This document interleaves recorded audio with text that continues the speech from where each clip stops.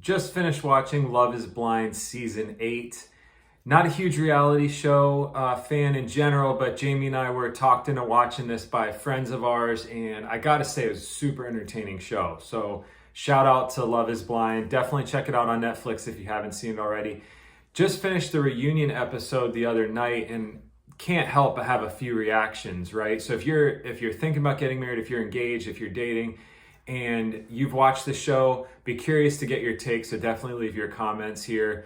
Or if you've been married for a long time. So definitely check that out. But here's two quick things from the reunion episode, which most of the couples didn't get married, so hate to spoiler alert if you have not seen it yet, but I think that's kind of the point.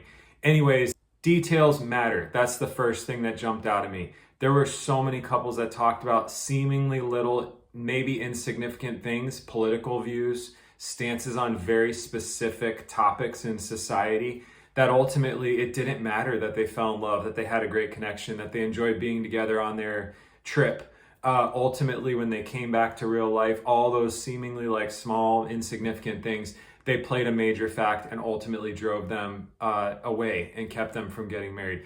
This happens all the time in marriage, where people make exceptions and they go forward anyway, and then a year, 5 years, 10 years, 30 years down the road, they realize like, wow, a lot of those little things really bothered me. I should have listened. I should have paid attention to it. And because of that, now I have marriage stress or marital problems or an unhappy marriage. So definitely look out for that. The second thing that I couldn't help but notice is, I would say there was exceptions, but almost every couple just finger pointed at one another.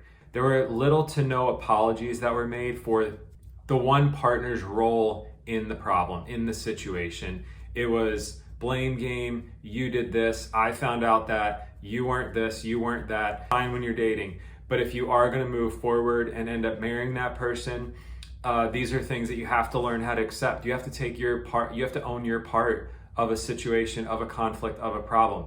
The finger pointing, the blame game, the you always, you never, that just doesn't get anybody anywhere, and it just spins you in cycles of conflict. So anyway, those were our takeaways from the show. Again, check it out, and I would be curious if you have seen it, leave your comments below.